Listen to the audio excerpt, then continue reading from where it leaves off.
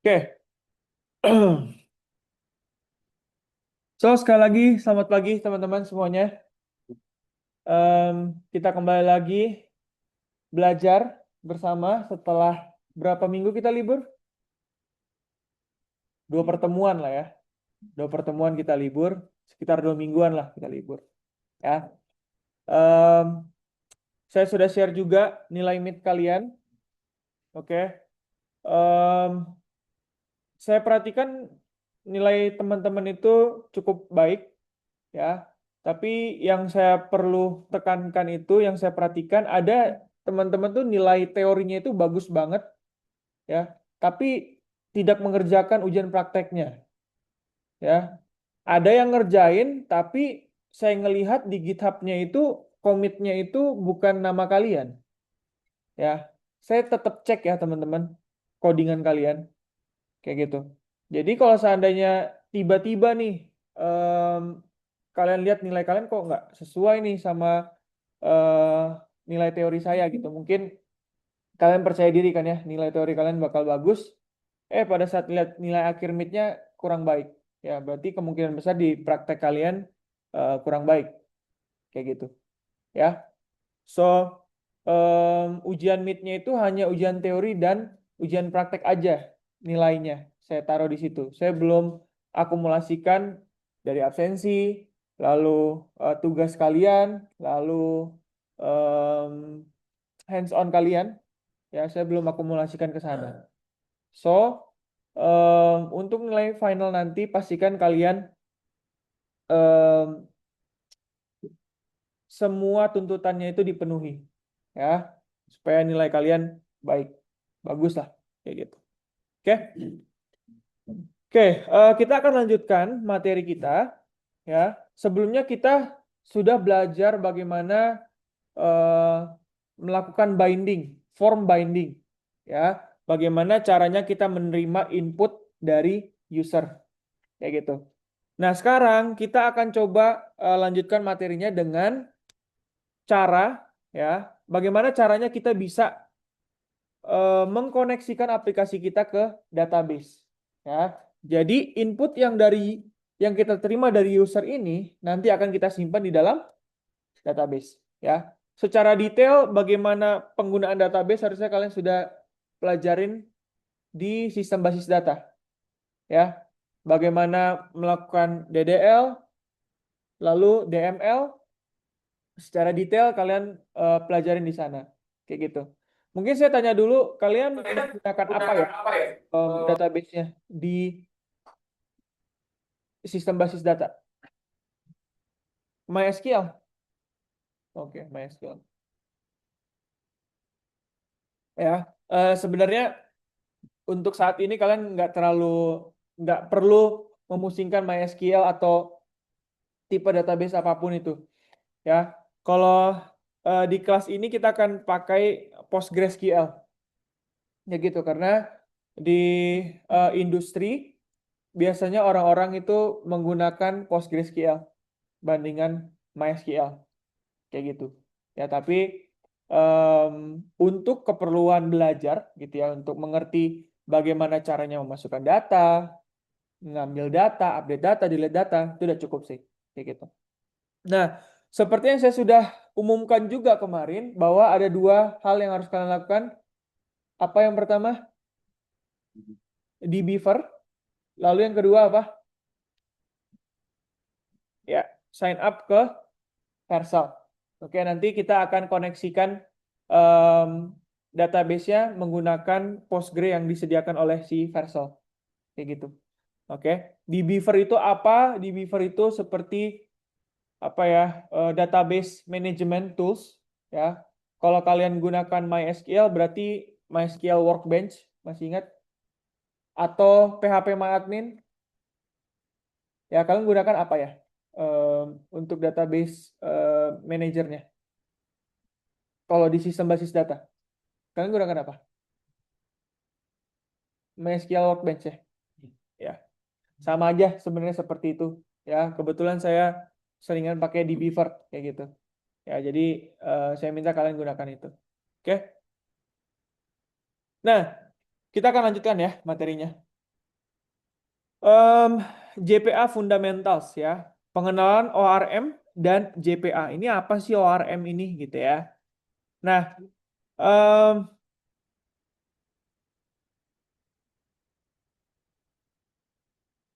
bagaimana sih cara aplikasi kita ya, aplikasi Java bicara dengan database? Ya, pasti ada yang namanya drivernya ya, yaitu menggunakan JDBC. Ini adalah em, sebuah apa ya bisa dibilangnya driver atau library yang bisa kita gunakan supaya aplikasi Java kita ini bisa terkoneksi ke database ya, namanya Java Database Connectivity. Tapi JDBC ini adalah cara paling dasar yang memaksa kita menulis semua hal secara manual. Jadi kalau kalian menggunakan JDBC, kalian perlu melakukan penulisan terhadap SQL query seperti ini secara manual. Ya, jadi kalian harus tuliskan select ID bla bla bla dan sebagainya, update bla bla bla dan sebagainya. Ya.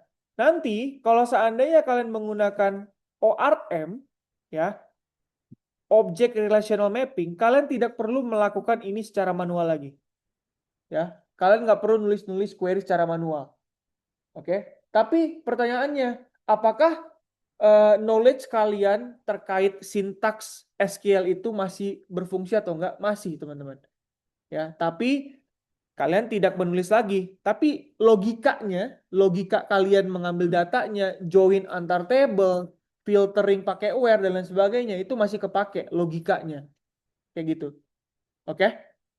Nah, kita lihat cara kita koneksi ke database kalau menggunakan JDBC. Oke. Yang pertama kita siapkan dulu wadahnya ya untuk menerima list of product. Ini masih sama seperti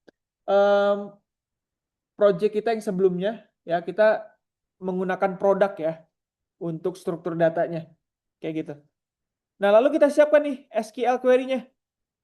Select ID, name, kategori, price, stock, description, active, created, add. Ya, singkatnya gimana guys? Kalau seandainya saya mau select aja semuanya.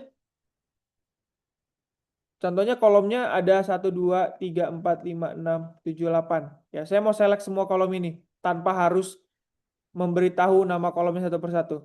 Apa yang harus saya lakukan? Select apa? Select apa?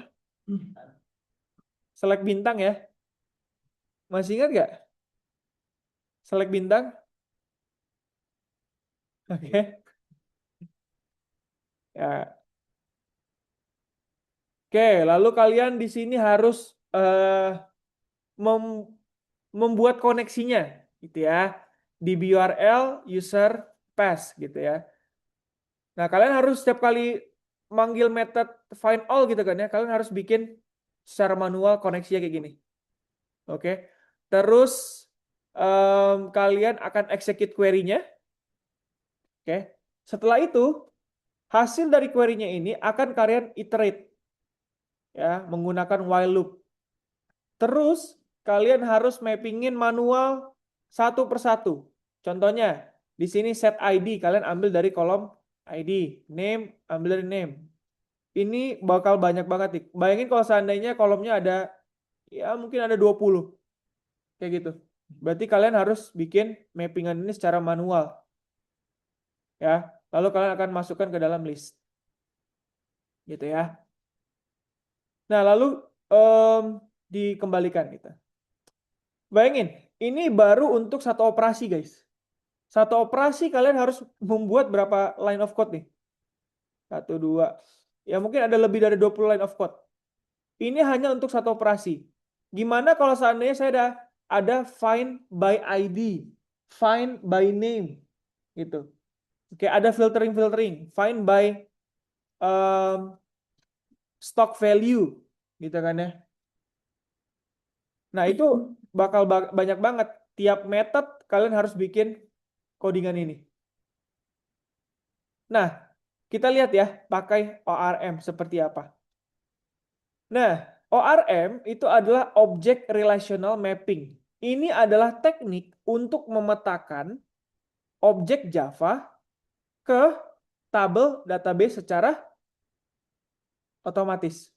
Dengan ORM, kita tidak perlu lagi menulis SQL secara manual. Oke. Dan memetakan result set satu persatu. Yang ini nih. Ini nggak perlu lagi nih. Oke. Kita lihat gimana jadinya nanti.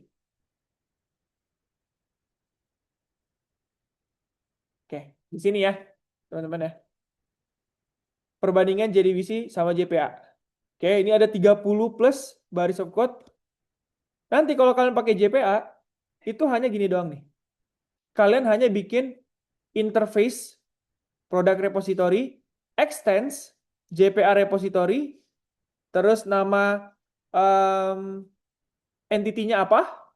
Entity itu adalah tabel, gitu ya. Lalu ID-nya apa? Tipe data ID-nya apa? Oke, udah. Gini doang nih. Selesai. Nanti kalian tinggal panggil method find all. Ini udah tersedia otomatis. Karena apa? Karena kita extends JPA repository. Sangat sederhana ya, teman-teman ya. Oke, kita langsung praktek ya guys ya. Kita langsung praktek. Karena kalau saya jelaskan secara teori kayak gini, agak kurang masuk ilmunya, gitu ya. So, sekarang kita buka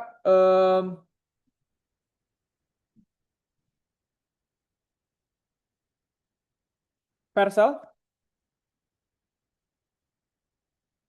Oke. Lalu kalian bikin, kalian lihat di kiri sini ada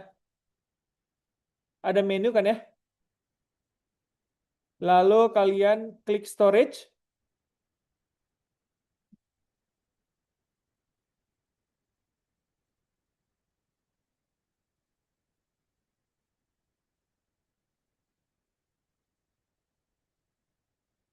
Sudah?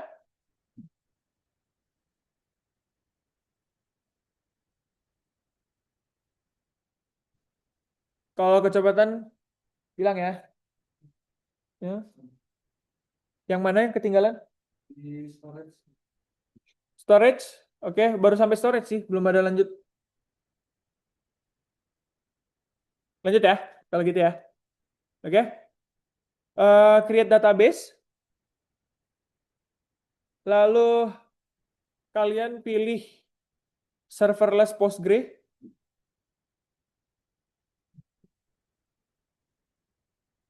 Pilih neon, gitu ya.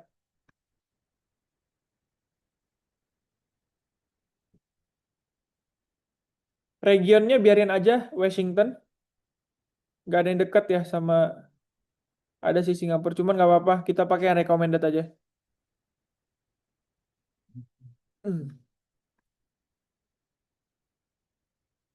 Oke, klik aja continue. Resource-nya namanya produk CRUD. Ya,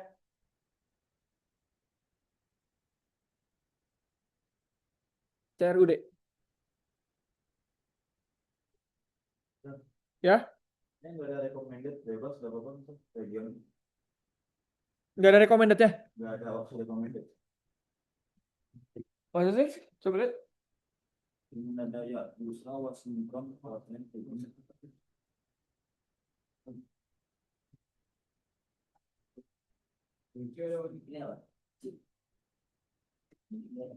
Oke.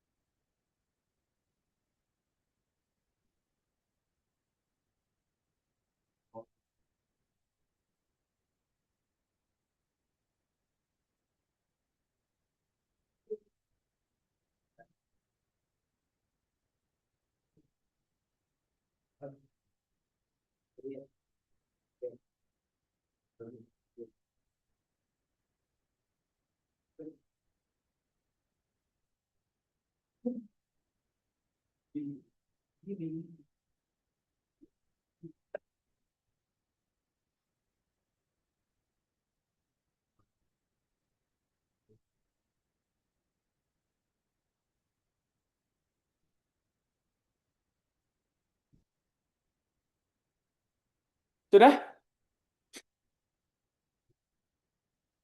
Oke, tadi Washington. Terus resource name apa tadi resource name-nya? Oke. Setelah itu klik create aja.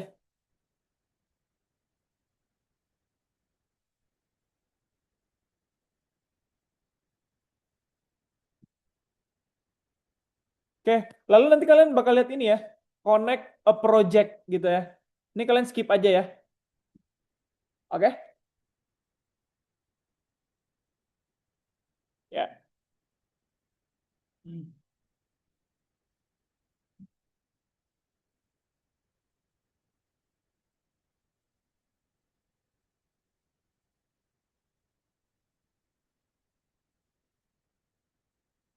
Apakah bisa lanjut? Bisa? Integration.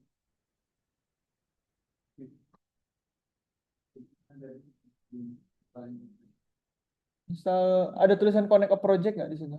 Yes, Ya, di skip aja.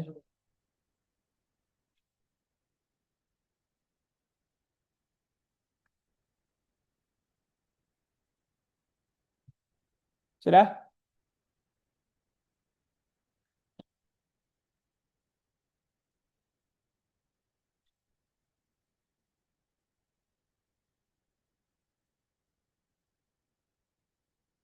Oke. Sekarang saya minta kalian clone git. Oh, sorry, bukan di clone. Kalian coba akses GitHub repo saya deh. Yang product root ini.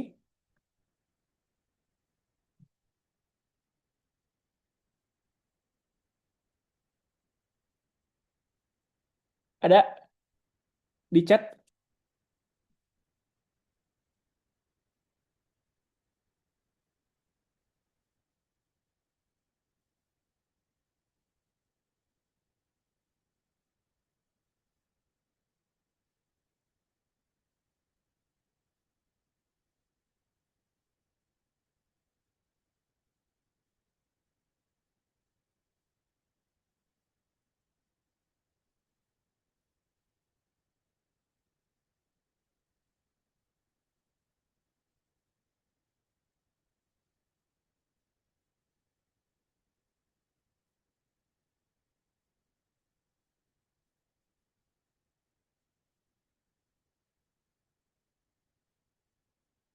Sudah bisa diakses? Oke, sekarang saya minta kalian fork repositorinya. Klik aja fork. Lalu kalian bikin create fork kayak gini. Langsung create aja forknya.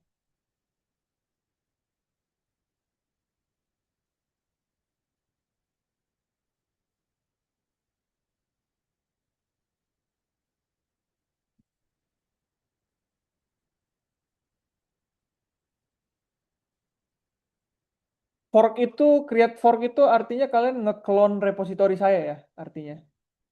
Terus cloningannya itu akan menjadi repositori kalian. Bisa paham ya? Fork.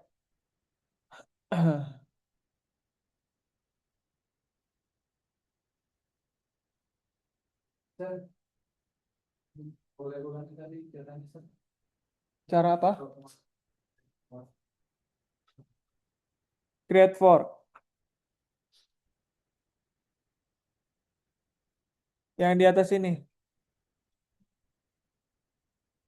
Fork. Yang lain gimana? Sudah? Oke. Setelah itu, repositori yang kalian sudah fork, silahkan kalian clone. Oke.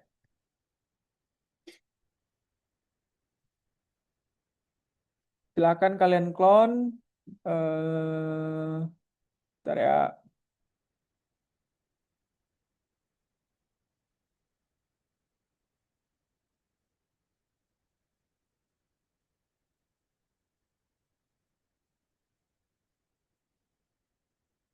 Sudah bisa belum di-clone?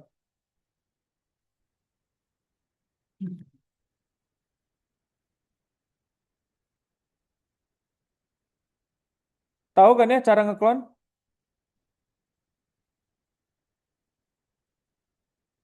Tahu cara clone? Nggak tahu? Oke. Kalian buka terminal kalian, lalu git clone, terus kalian kopas aja. Kayak gini ya.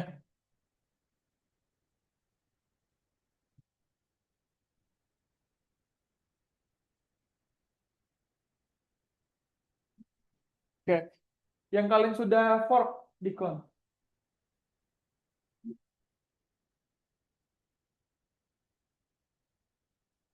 Iya.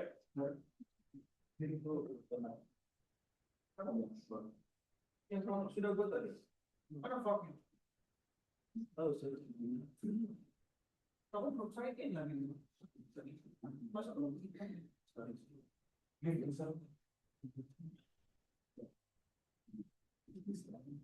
Coba lihat. Sudah di fork. Komen bisa. Ya, bisa. Komen.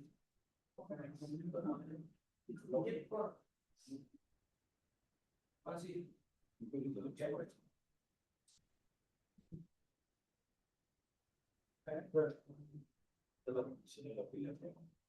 Kalau kita sistem ada default.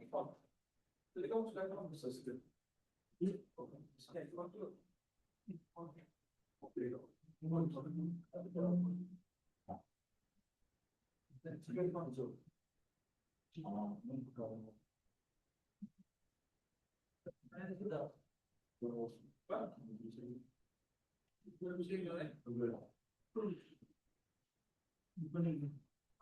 Kira-kira pakai yang ini aja.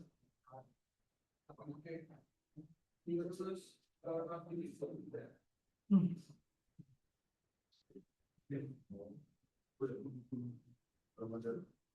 terus skip coba lihat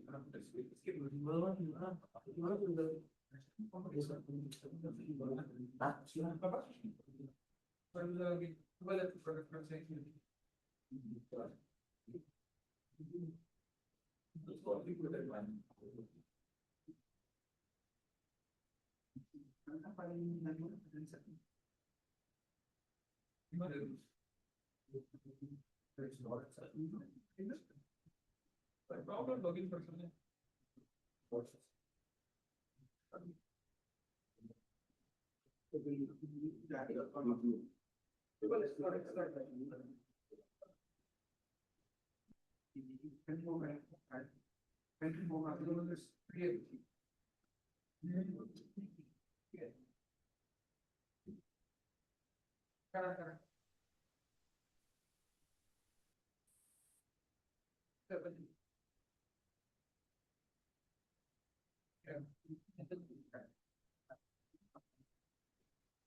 Sosmednya produk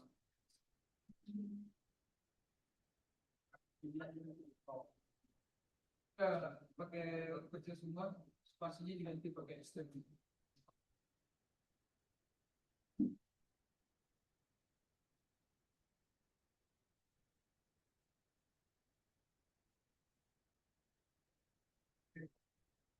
Jadi form dong, keep it as also. Yang mana kita yang saya kirim link tadi itu.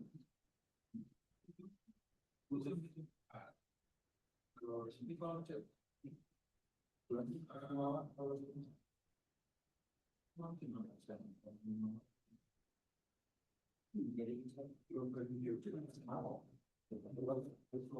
Terus di form.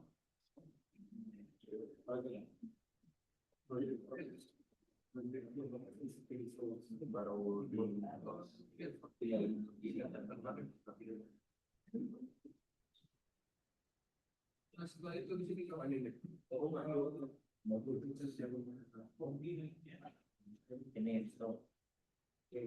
kamu bisa Tadi ada yang tidak bisa pas?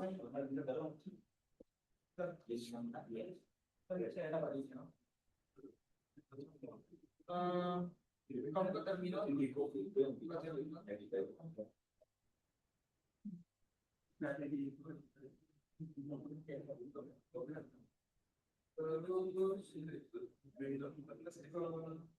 Ini di mana saya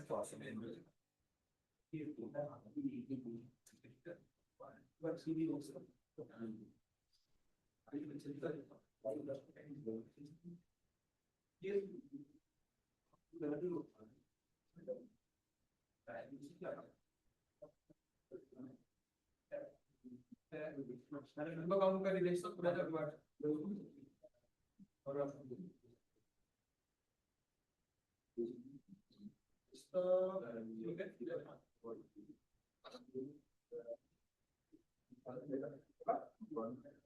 Kopi dulu.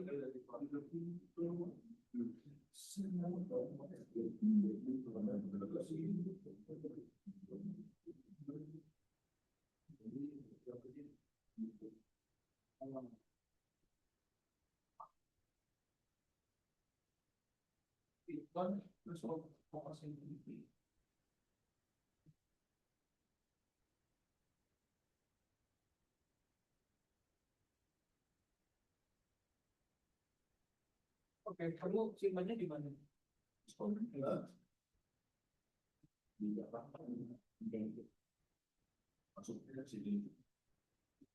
Oh, kamu simpannya di user service.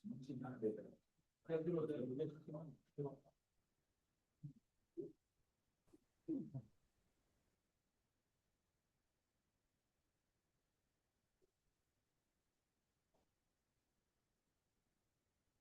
Ya, ini better dipindah ke desktop itu kan.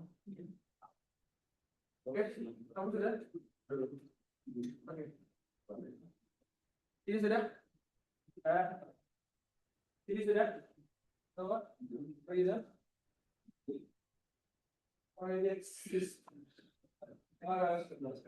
You're right.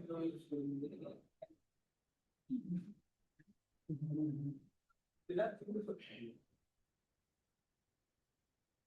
Oke. Kamu sudah?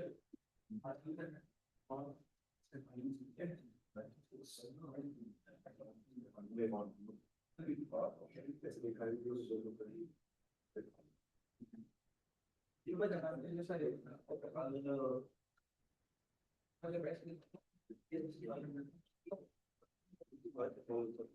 yang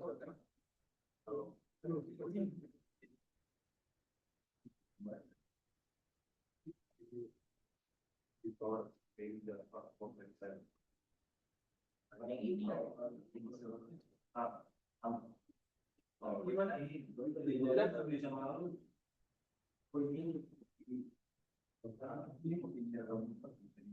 Di sini gimana? Sudah?